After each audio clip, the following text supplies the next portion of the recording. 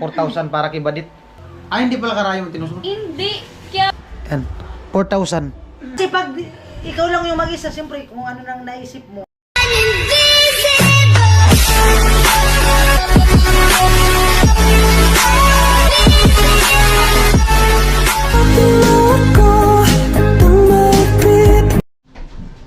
At andito po, update natin si Badit. Gawa nung nakauwi na siya sa bahay nila.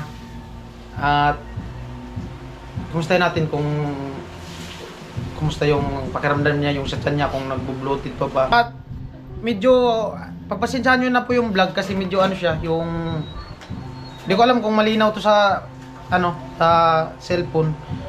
Kasi nga ay ano, sinara namin yung pinto. Yan. Kasi si ano, may ano diyan, may nag video okay kasi binyagan yata diyan sa kapitbahay nila. At si Badit medyo sumasakit daw yung mata niya pag naano sa araw kasi nga nasanay siya sa loob ng bahay. Dun sa loob ng kwarto lang nasanay siya, no. At para bang ano, naninibago siya pag naano ng araw. So ayan, Badit. Ano dit? Ang balita? Okay naman. Ha? Paano okay? Okay naman. Nakakatawa na. Tapos, Hindi na masyadong sumasakit yung tiyan. Pag pag madaling araw na lang. pag madaling araw, Inaatakin mo na pag madaling araw. nagbo-bloated. Sa ano yan? Sa dala din siguro ng ano, lamig. Lamig sa katawan mo. At tapos, Hindi. tapos, yung katawan mo, anong nangyayari pag ano? Gaya pa rin ng dati.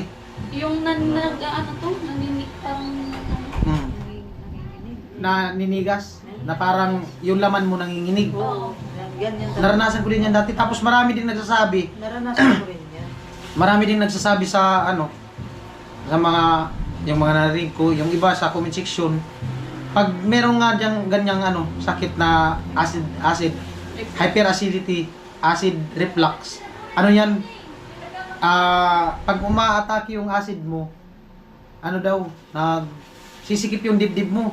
Ang iniisip daw ng mga may sakit na ganyan, may sakit sa puso. Pero hindi, kailangan mo i-relax lang yung katawan mo kasi dala lang yun ng acid. Oo. Tapos, pag umangat na yung acid mo, sisikip na yung dibdib mo.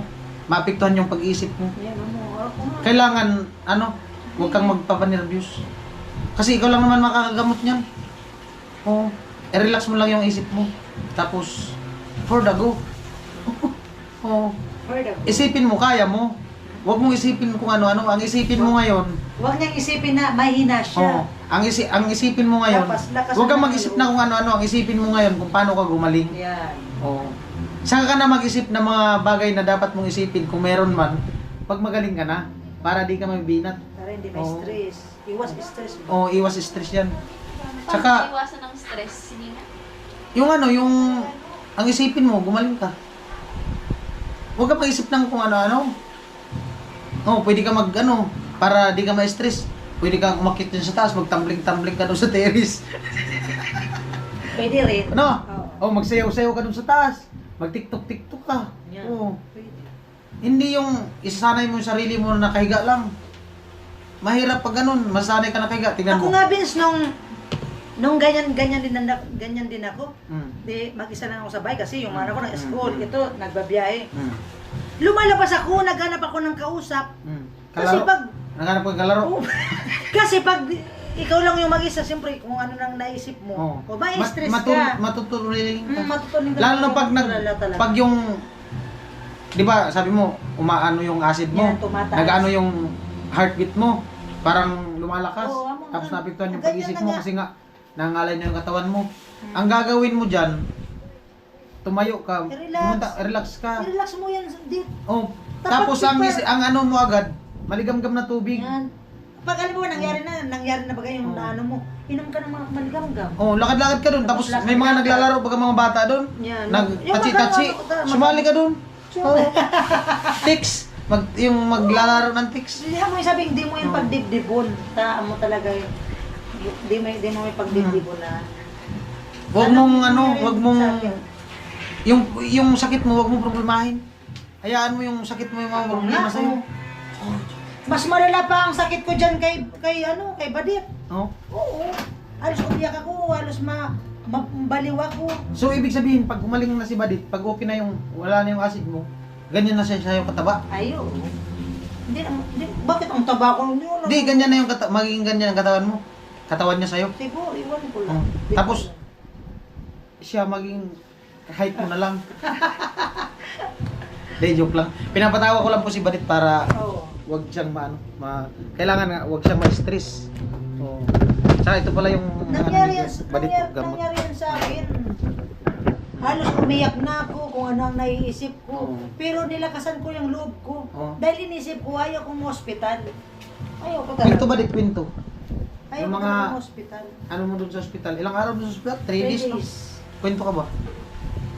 Ayaw ko na bumalik. Ayaw mo nang bumalik? Bakit? Oo, Natatakot ako sa nurse, papunta pa lang. Ha? na-incheck na. May injection na dala. Pero takot ka sa karayom, hindi? Takot. Bakit? Bakit? Di lang ako tumitingin. Bakit? Bakit ka takot sa karayom? Alam ko masakit. Nung unang tupok sa'yo, yung tutupukan ka pa lang, di ba? Ay, Nung pagdating pa lang doon, Ano, hindi ako na ano nun. na, Kasi, ano ko, parang, parang baliwala sa'yo yung karayom, Oo. yung unang turok. Kasi nga, di ba anong... di man ako na ano, di man ako nasaktan. Hmm. Parang, Tapos, tapos nung andun na sa anong nakaswero na. isang bisis ka lang naman tinurukan ng dagong Kaya, karayom. Hindi naman yan lipat-lipat. yung, nung ano nga, yung gamot. Yung sakit, pag tinuturok doon sa swero, sa oo, linya na swero, dumadaloy dito, Ay, sakit, nararamdaman ko. mararamdaman talaga yun, di kasi malapot. Ayan. kasi yung swero, iba kasi yun, kasi yung swero, ramdam niya na yung So, ano na swero, kasi- tuloy-tuloy na. Kasi yung gamot, iba ang timpla nun eh. Mahapdi na, ewan. Iba ang, kumbaga, iba ang lasa. Iba ang lasa. First time mo dito. First time mo maganon, magaswero. Tapos, kinuhaan pa ko ng dugo. First time mo maswero. Oh, First first time. time ko maswero. Pero yung ano ng dugo, hindi. Pero yun mo, hospital, tapos ang Huwag mo nang balakin, magkaroon pa ng kasunod yun. Ayoko na Kaya talaga. nga. Hmm. Ako talaga, hindi ko ayaw ko talaga. Oo. Kaya nilakasan ko lang Vince yung loob ko talaga kasi hindi ko pinangarap mag-ano talaga sa hospital. Ano? Nangangalay pa. Nangangalay. Mangalay talaga eh, kasi Oo. 3 araw ba naman may karayom nakaturok? Hindi pala siya karayom. Alam nyo yung straw na maliit na plastic? Ay, hindi pala karayom ang tinusok. Hindi. Kaya pala nung tinanggal, masakit. Syumi! Ata! Yung karayom may plastic yan na Hindi. Tapos iniiwan na lang yung karayom. Pag una ko to, rago, makala ko rago ano, Is- karayom. Hindi ang... Yung, alam mo yung, malaki siya. Malaki siyang karayom. Ay, hindi, malaki pa siya sa karayom. Karayom ngayon. Hindi nga karayom kasi nakita ko nung pagtanggal. Straw siyang, straw. Paano Kaya pagtusok nung di man yung kaya itusok ng May, tinusok? may noo na karayom. Oh, karayom nga, pinalitan lang. Pinalitan. Ganito, Ay, di ba may, ano yan, may karayom. Yeah. plastic. Tapos nakapasok siya sa Plastic, doon sa plastic. oo. O, tapos Pag tinurok na kasi yun, iniiwan nyo. oh, plastic. Plastic. Oo. Yun na nga. Ayun Tapos, nga, yun lang ibig kong sabihin. Kaya yung karayom parang hindi, ano, kasi maliit lang. Pero yung plastic malaki. Oo. Tapos, Pero ano, nung pagtusok-tusok sa'yo, masakit. Hindi Hindi. mo naramdaman. Pero nung pagbunot, Amo, makulo. masakit talaga yung ano. Kasi dumudugo kapag Kapit-kapit muna nagagalaw. tayo, guys. tapos, Dumudugo yun kapag nagagalaw.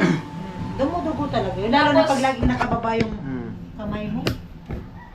tapos, Kaya mahirap talaga ang hospital. Tapos, kapag wala na yung ano, kapag may hangin, Hangin. yung swero. pag ano, pag nawawala yung patak ng tubig, ng swero. Yung hangin, halimbawa may Pagpa- bubbles pagpapali- dun sa may swero. Oh, Arpanan ka. pag hindi nagtuloy-tuloy yung daloy, Oo. parang sa libil hose baga. Oo. Dudugo. Pag, Amo parang may bumubula sa ilalim, may putol. Kaya mahirap ma-hospital din. Tapos, Mahalay sa kamay. Mahirap talaga ma-hospital.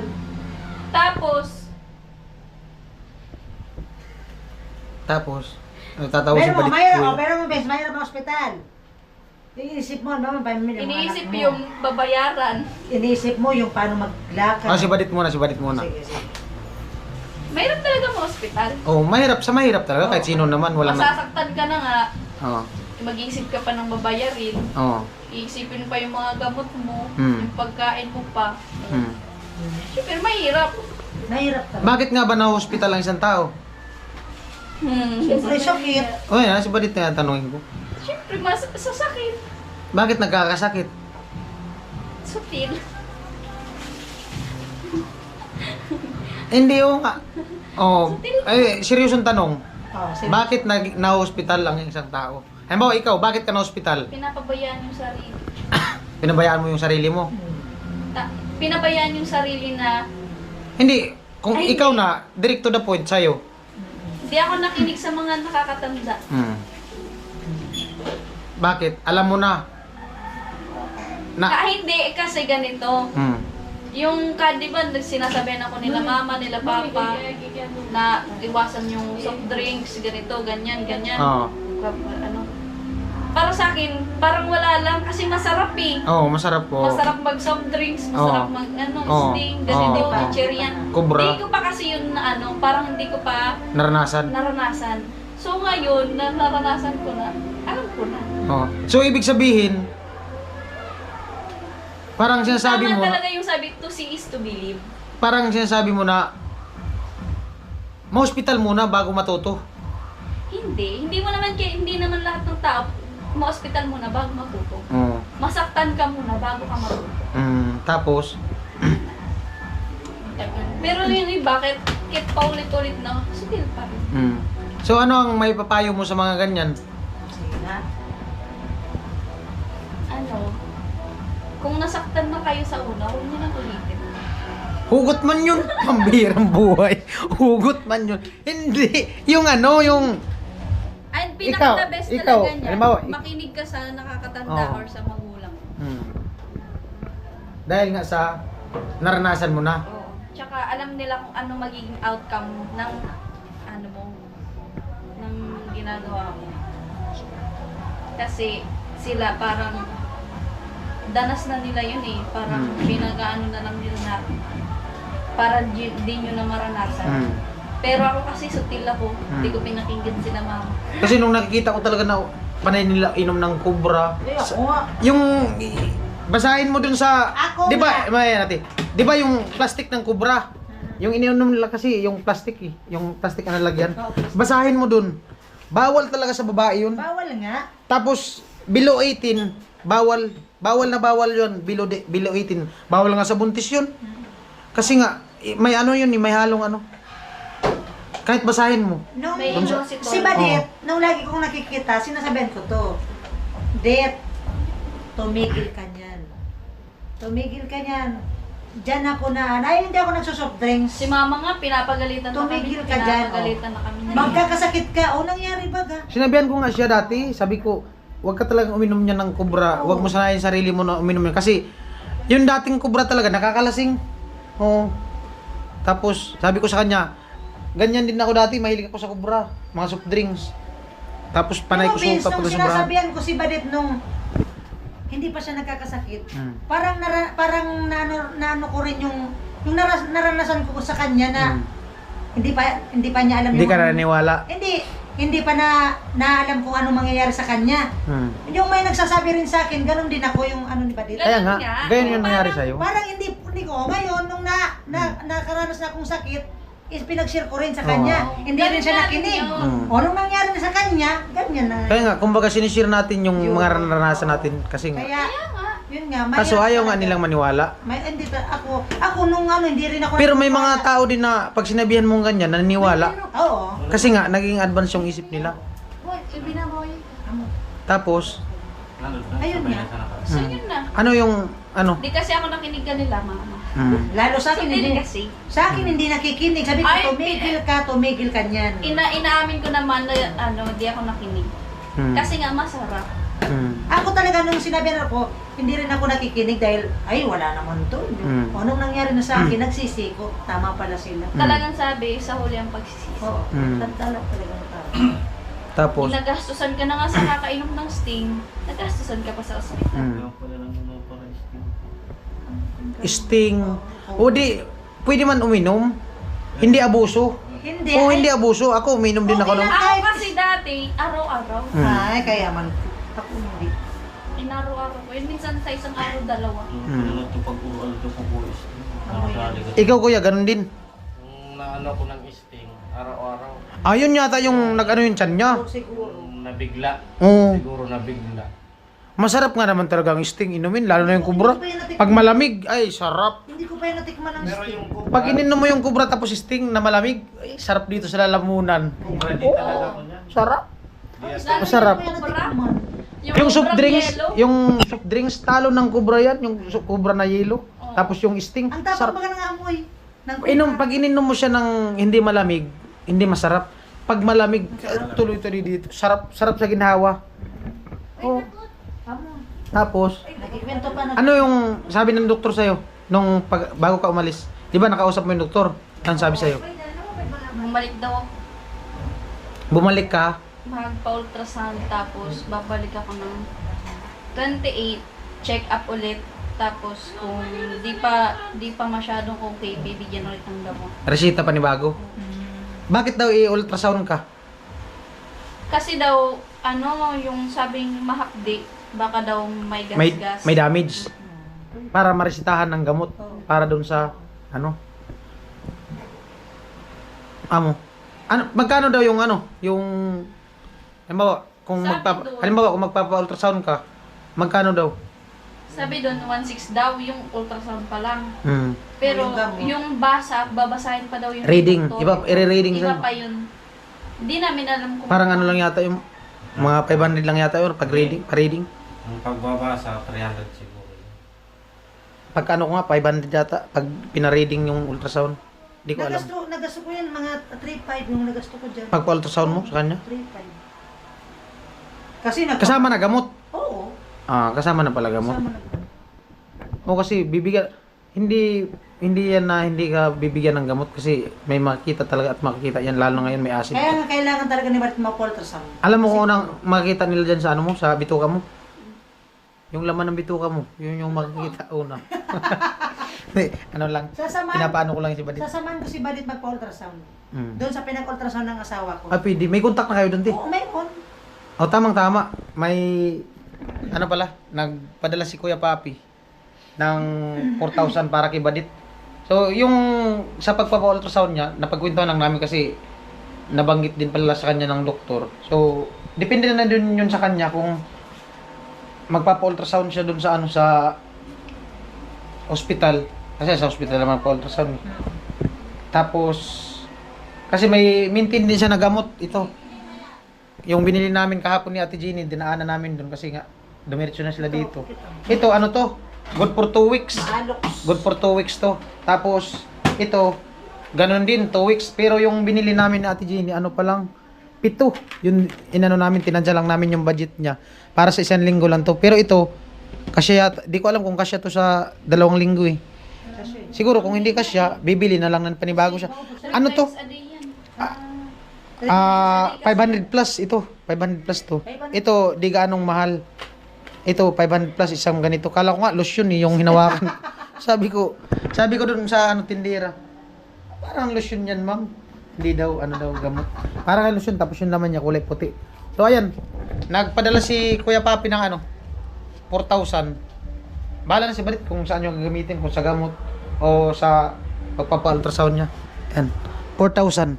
Thank you so much. Bilangin mo muna. 1, 2, 3, 4. Galing kay Kuya Papi. Thank you so much po, Kuya Papi.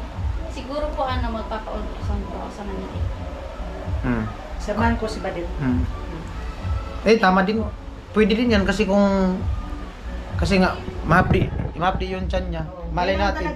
Di natin alam kasi di natin alam kung dahil ba sa acid lang yun. Mas maganda talaga yung pasiguro. Mas maganda na yung malaman Malaman. kung ano talaga kung Ano talaga yung nasa kung tiyan may niya. gasgas yung ano niya sa dala ba ng acid lang o sa ulcer niya. Di natin alam kasi di man tayo Kasi mahirap. Pag sa tiyan kasi ang ano Oo. na, mahirap na.